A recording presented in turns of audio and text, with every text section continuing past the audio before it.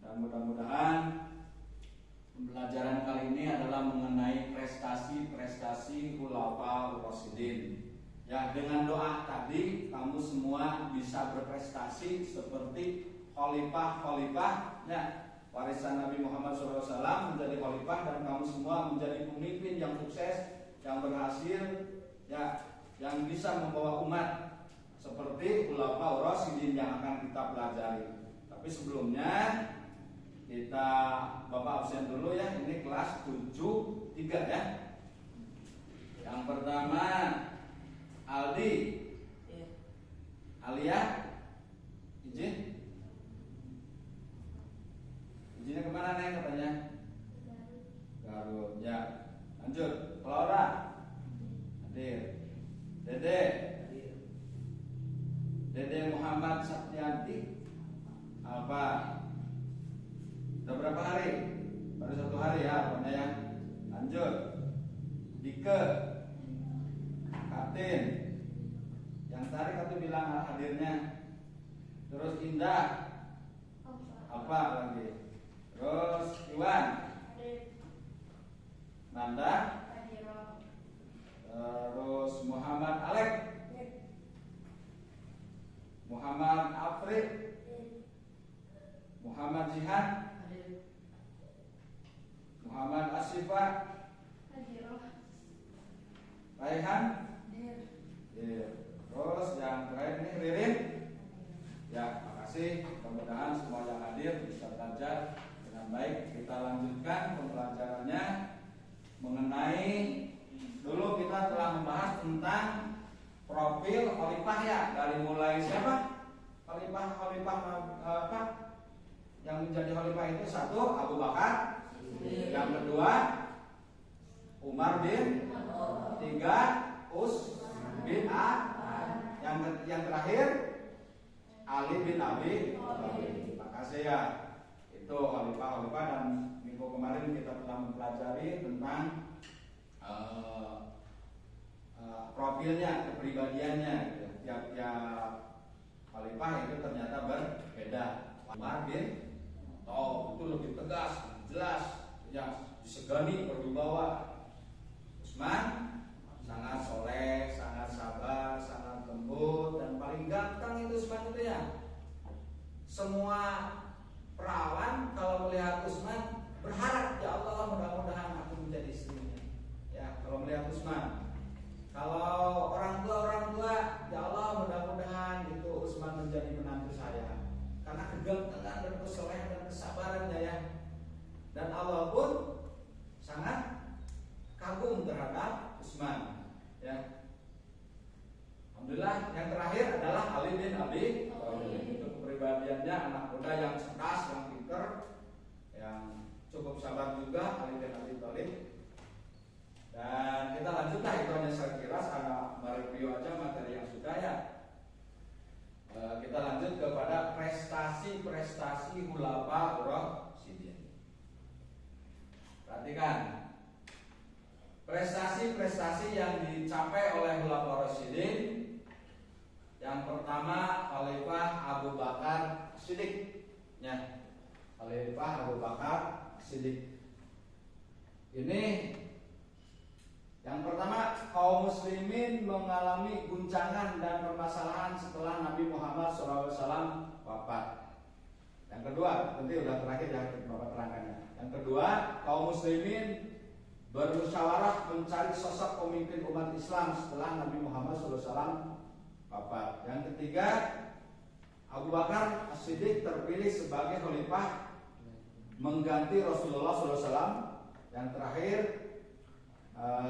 Umar bin Khattab membaiat Abu Bakar sebagai khalifah di masjid. Ya. Itu adalah mengenai khalifah, gambaran umumnya dulu. Kita lanjut. Prestasi Abu Bakar Siddiq. Yang pertama, Abu Bakar Siddiq menyebarkan Islam hingga ke Syam. Terus memberantas kaum murtad. Lanjut, menguasai Persia. Terus kodifikasi pembukuan Al-Quran. Perhatikan. dari awal ya.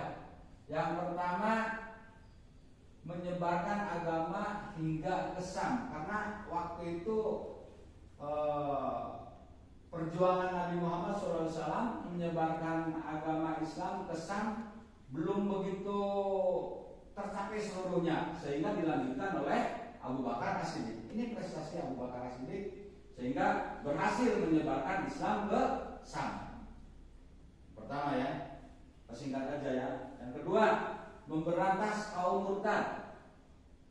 Setelah Nabi Muhammad SAW wafat, ya, umat Islam banyak yang keluar dari agama Islam karena punya pikiran, saya ini dulu berjanji dengan Nabi Muhammad, ya, kalau orangnya sudah wafat maka perjanjian saya hanya sebatas perjanjian dengan Muhammad, tidak memahami, tidak begitu mendalami tentang ajaran Islam, sehingga Nabi Muhammad wafat, ya, karena kurang keimanannya kurang kuat, maka mereka murtad lagi, keluar lagi dari agama Islam. Ini diberantas, ya.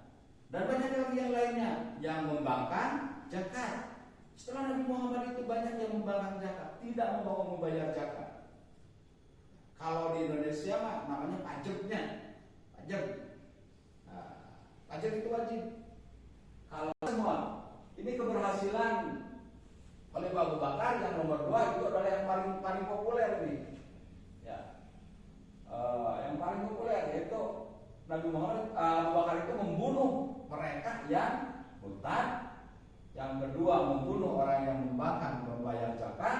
Yang ketiga, membunuh orang yang mengaku nabi. Setelah Nabi Muhammad, Nabi itu adalah Nabi yang terakhir, tidak ada lagi Nabi. Maka zaman sekarang ada yang mengaku Nabi, itu jangan kamu percaya ya. Lanjut. Ini nomor 3, menguasai Persia. Lanjut, di samping membereskan di dalam negeri, prestasi Abu Bakar juga dia menguasai Persia, karena waktu itu Persia masih beragama Nasrani ya, waktu itu ya, Nasrani. Waktu itu banyak terjadi peperangan, ya, sehingga banyak orang penghafal Al-Quran yang terbunuh. Sehingga Umar mengajukan kepada Abu Bakar supaya Al-Quran dibukukan. Maka pada masa Khulafa Rasyidin zaman Abu Bakar, maka dibukakanlah Al-Quran, dikumpulkan dari semua, dari pelepah kurma, dari batu-batu, dari kulit-kulit binatang, ya, dikumpulkan. Lanjut. Sekarang Khalifah Umar bin Khattab, ya, menguasai jadi masa pemerintahannya 13 sampai 23 Hijriah atau 634 sampai 644 Masehi. Masa pemerintahan Khalifah Umar bin Khattab. Lanjut, prestasi Umar bin Khattab: membentuk pemerintahan yang adil, berwibawa dan disegani. Kita tahu bahwa Umar bin Khattab itu adalah orang yang sangat cerdas, tinggi besar, dan cukup kaya gitu ya. Dari keluarga bangsawan Umar bin Khattab itu, sehingga penerapan pembentuk pemerintahan yang adil dan berwibawa itu benar-benar terjadi dan dilaksanakan. Maka masa pemerintahan ini sangat disegani. Yang kedua, memperluas kekuasaan Islam ke Afrika serta runtuhnya kerajaan Persia Romawi. Nah, ini dulu masa Nabi Muhammad SAW pernah ya kan hijrah ke benua Afrika, yaitu kemana nih? Masih ingat? Ke negara Hasbi, ya, ke negara Hasbi yang pertama kali hijrah itu, ya, Hasbi. Membangun kota Basrah. Ya, ini pembangunan dari mulai kebutuhan prasarana negara, ya, pemerintahan, kebutuhan berbagai jenis pembangunannya. Begitupun pembangunan irigasinya ini untuk kepentingan perairan, pertaniannya. Lanjut, membangun kota Kustoh ya sebagai ibu kota Mesir. Jadi di Mesir itu dibangun sebuah kota ya pada masa Umar bin Khattab. Yang kedua membangun yang berapa ini? Yang membangun Masjid Amr bin As. Ini pembangunan yang cukup populer pada masa Umar, sehingga sampai sekarang masjid itu menjadi tempat jaroh ya kaum muslimat. Terus menetapkan kalender Islam. Jadi masa Khalifah Umar bin Khattab sampai sekarang digunakan adalah yaitu kalender Islam yang disebut dengan kalender Islam Hijriyah. Sering kita menggunakan kalender Masehi ya. Kalender Masehi itu yang sering ada di kalender itu. Sekarang wafatnya Umar bin Khattab. Khalifah Umar bin Khattab meninggal akibat sebuah persekongkolan yang dirancang musuh-musuh Islam dari kalangan Yahudi dan Persia. Terus waktu itu kan orang-orang yang Khalifah Utsman bin Affan ya, ini masa pemerintahannya 23 sampai 35. Berapa tahun tuh? Berapa tahun? 13. Berapa tahun? Prestasi Utsman bin Affan. Prestasi Utsman bin Affan menuntaskan penguasaan di Syam yang waktu itu masa Umar bin Khattab belum selesai ya, dilanjutkan oleh Utsman bin Affan. Membangun armada laut. Nah ini ya, pada masa pemerintahan itu belum ada, sehingga pada masa Utsman lah. Ingatnya, pada masa siapa nanti kalau ada pertanyaan, membangun armada laut, kapal perang laut. Nah adalah masa Utsman bin Affan. Mempertahankan dan memperluas daerah Islam. Ini ya, jadi mempertahankan dulu ya. Ini penting ya. Sebelum kita melaju ke luar, kita pertahankan dulu, perkuat dulu yang ada. Jadi mempertahankan dan memperluas daerah Islam. Yang kedua, akara nambahan wilayah. Lanjut, menyempurnakan kodifikasi Al-Quran dan menyatukan perbedaan dalam pelafalan baca Al-Quran. Ini paling terkenal ya, menyempurnakan kodifikasi Al-Quran. Dulu sudah pada masa siapa? Khalifah pertama. Masa siapa? Abu Bakar As-Siddiq. Nah, tuh belum sempurna. Ya. Sehingga pada masa Utsman bin Affan disempurnakan posisi letak surat-suratnya. Surat yang pertama surat Al-Fatihah, ya, surat Al-Baqarah, ya, sampai surat yang terakhir surat An-Nas. Itu ditentukan yang masa ini. Dan menentukan ininya lagi, intonasinya, lagunya dalam baca Al-Quran. Karena mengganti pejabat yang kurang cakap.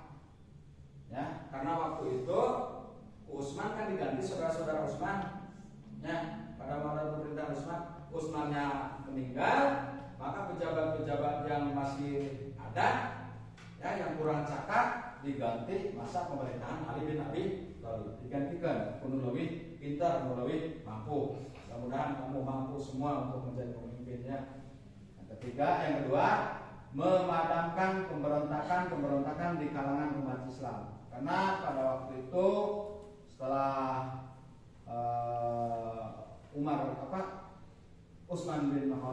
Utsman meninggal, banyak terjadi perselisihan. Banyak yang mempertanyakan siapa yang membunuh Utsman. waktu itu masa pemerintahan Ali tidak menjawabnya, supaya rendah aja, supaya umat Islam nyaman saja. Yang terakhir menyempurnakan tulisan Al-Quran, ya, karena tulisan Al-Quran itu berbeda-beda ya. Dan pada waktu itu tulisan Al-Quran tidak ada titik-titiknya. Ya, tidak ada titik 2 di atas, ya, titik 2 di bawah. Itu belum sempurna pada waktu itu. Lanjut, karena dia adalah Khawarij, itu adalah musuh Ali bin Abi Thalib. Ini Khawarij itu adalah kelompok yang bersama Aisyah ya. Khalifah Ali bin Abi Thalib dibunuh saat mengimami sholat subuh di Masjid Kufah. Ya. Terus Khalifah Ali bin Abi Thalib wafat pada 21 Ramadan tahun 40 Hijriah. Itulah pembahasan mengenai prestasi ulama Rasyidin. Ya.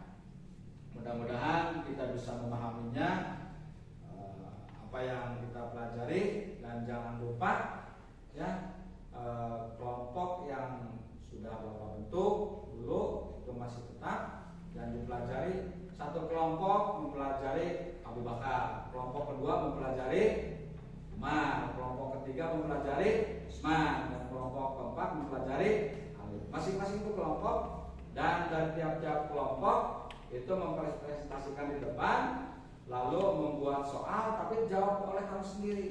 Setelah itu soal-soal tersebut dijawab oleh teman-teman yang bukan kelompoknya, sehingga kelompok yang tidak mempelajari Abu Bakar pun akan mempelajari karena akan mau menjawab pertanyaan dari kelompok satu. Paham? Ya, begitu ya. Dan begitu seterusnya. Kelompok 2 apa? Umar bin Khattab. Pelajari, pahami. Ya, presentasikan, buat soal dan jawab sendiri. Setelah itu soalnya disampaikan kepada teman-teman, tapi jangan dijawab, nunggu dijawab oleh teman kamu. Nanti yang bisa jawab semuanya akan Bapak nilai. Ya, semua yang bisa menjawab akan Bapak nilai. Itulah perputaran pembelajaran supaya kamu lebih memahami, dan apa yang Bapak tidak disampaikan oleh Bapak bisa kamu pahami. Kalaupun tidak paham, nanti tanyakan sama Bapak. Oke, sekian dulu. Assalamualaikum warahmatullahi wabarakatuh. Waalaikumsalam.